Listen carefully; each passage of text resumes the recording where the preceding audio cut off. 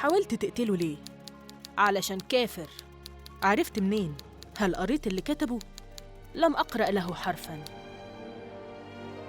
ده كان رد محمد ناجي اللي طعن الأديب الكبير نجيب محفوظ في رقبته على الضابط اللي كان بيحقق معاه بعد ما اتقبض عليه.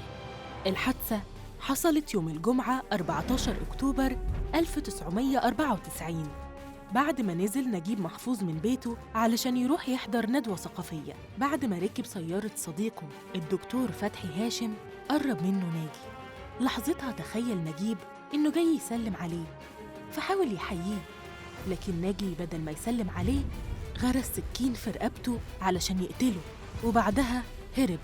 وبعد 5 ساعات في غرفة العمليات و13 كيس دم قدروا الأطباء ينقذوا حياته. ولما اتقبض على ناجي سألوه في التحقيقات عملت كده ليه؟ قال لأن نجيب محفوظ كافر ومرتد. الضابط سأله وقال له عرفت منين؟ هل قريت رواياته؟ رد وقال ولا حرف واحد منها، لكن في شيوخ كفروه. قبلها أصدر الإرهابي عمر عبد الرحمن مفتي الجماعة الإسلامية فتوى بتهدر دم نجيب محفوظ بسبب روايته الشهيرة أولاد حارتنا. لكن يا ترى إيه سر الرواية اللي كانت على وشك إنها تقتل صاحبها؟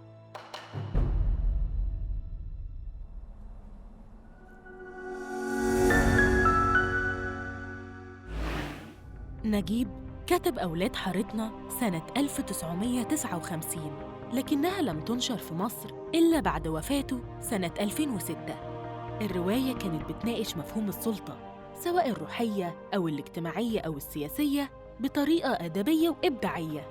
نجيب استخدم فيها الأدب الرمزي، يعني كان فيها شخصيات ممكن تكون بترمز لشخصيات تاريخية أو دينية أو سياسية. نجيب كان دايماً بيرمز للمجتمع في أدبه بالحارة، وأولاد حارتنا هم إحنا وصراعاتنا ومشاكلنا وهمومنا.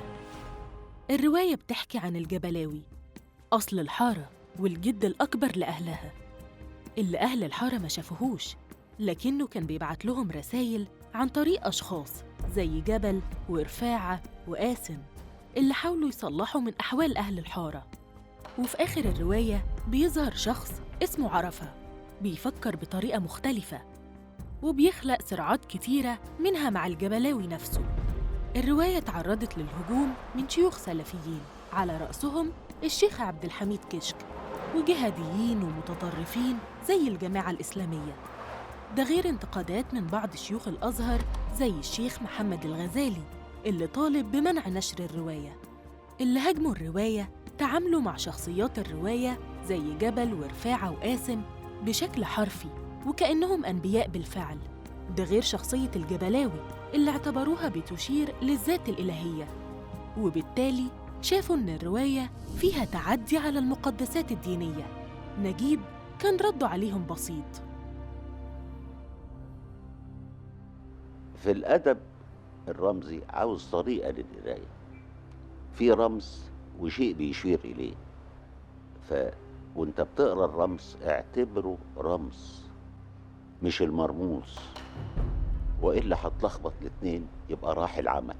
احنا عندنا مثل في تراثنا كليلة ودمنة، عالم حيوان، إنما المؤلف قصد إنه يعكس بيه العالم الواقعي.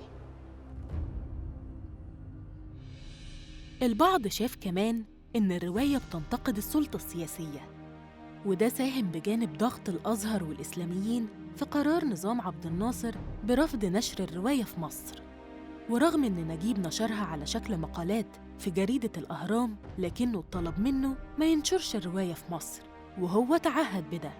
لكن سنة 1962 تم نشرها في لبنان واتسربت بعض النسخ لمصر، وده خلى الجدل حواليها يستمر. مع الوقت الأمور هديت، ولكن بعد فوزه بجائزة نوبل في الأدب سنة 1988 الجدل اتجدد حواليها مرة تانية.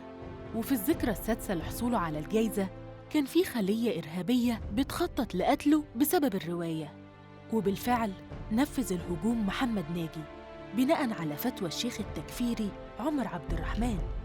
الحادثة خلت قدرة نجيب على استخدام إيده اليمين اللي بيكتب بيها ضعيفة جداً، وده صعب عليه الاستمرار في الكتابة والإبداع.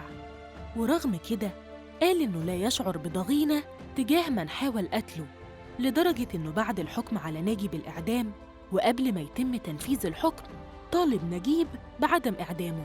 بعد الحادثة زاروا الشيخ محمد الغزالي، فنجيب قال له: أنا مش معترض إنكم ترفضوا الرواية، أنا معترض على رفع السلاح في مواجهة الكلمة.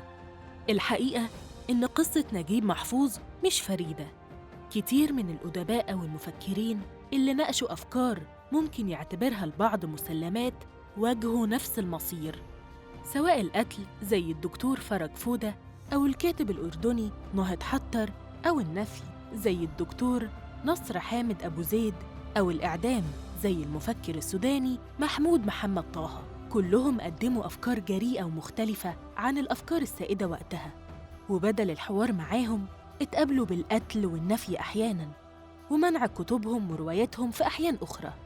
لكن الحقيقة إن أفكارهم عاشت ودخلت التاريخ، لكن اللي قتلوهم ونفوهم محدش فاكرهم. تكرار نفس المأساة ممكن نلخصها في جملة نجيب محفوظ الشهيرة: إن آفة حارتنا النسيان، بمعنى إننا مش بنتعلم من دروس التاريخ وبنعيد نفس الأخطاء. تفتكر ليه أحياناً بيتم مواجهة الإبداع والأفكار المختلفة في مجتمعاتنا بالمنع والدم والإقصاء؟